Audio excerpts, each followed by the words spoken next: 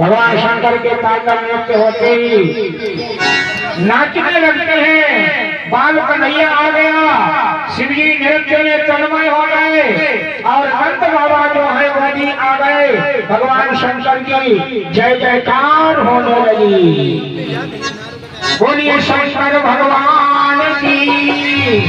और बाल कृष्ण को हृदय में बसा करके शिवजी फिर कैलाश वापस लौटते हैं।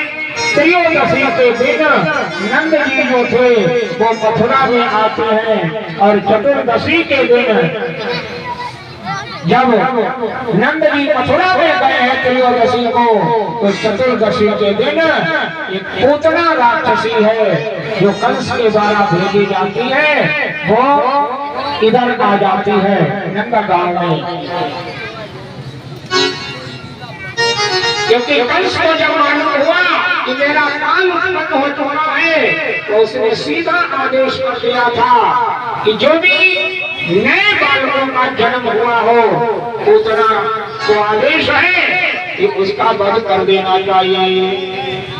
तो पूतना आ गई। नंद बाबा प्रतिवर्ष कंस को कर देने के लिए जाते हैं। इस बार भी कर देने का समय आ गया। नंद बाबा ने कहा कि कन्हैया को संभाल करके रखना और मैं मथुरा जा रहा हूँ कंस का कर चुकाने के लिए। अगर परमात्मा से हमेशा संबंध बनाए रखोगे, सभी के रक्षक जो है एकमात्र परमात्मा ही है। जब नंद बाबा कंस को कर देने के लिए मथुरा में आए, वे कंस की राजसभा में आ गए और उन्होंने कंस को सुवर्ण का थाल और पंचरत्न भेंट किए और कहा, समाचार भी सुनाया कि अपने यहाँ लाला का जन्म हुआ।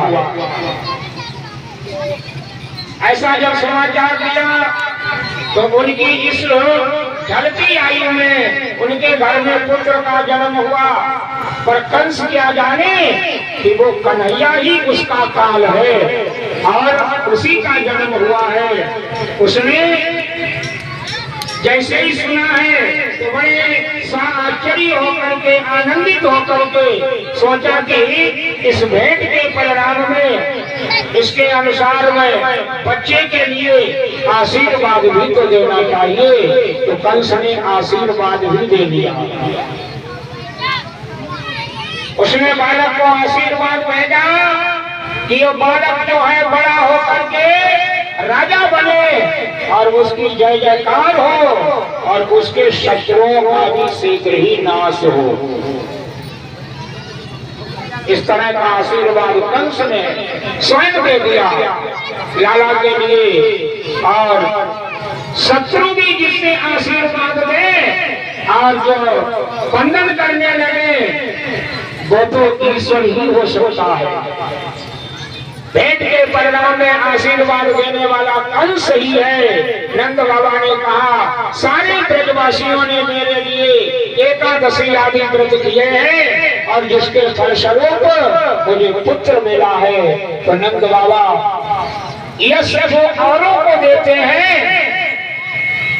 उनके फलस्वरूप मुझे जो पुत्र मिला, यश जो औरों को देते हैं उन्हीं को कृष्ण की प्राप्ति होती है। सुखदेव जी वर्णन करने लगे, नंद जी वसुदेव से मिलने के लिए आए और वसुदेव को ब्रह्म आनंद होता है। दोनों ने एक दूसरे की कुशल समाचार पूछा। किसी मित्र से मिलन होने पर अपने सुख की बात कभी मत कहना, किंतु उनके दुख की बात अवश्य सुनना, क्योंकि मित्र का कर्तव्य क्या है? जो सच्चा मित्र है वो अपने सुख की चिंता नहीं चाहता, बल्कि अपने मित्र के दुख की बात को सुनता है तो उसका दुख दूर करने का उपाय करता है।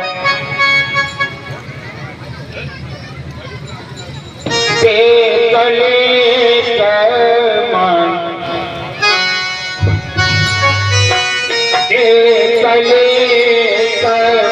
मन संतना धरई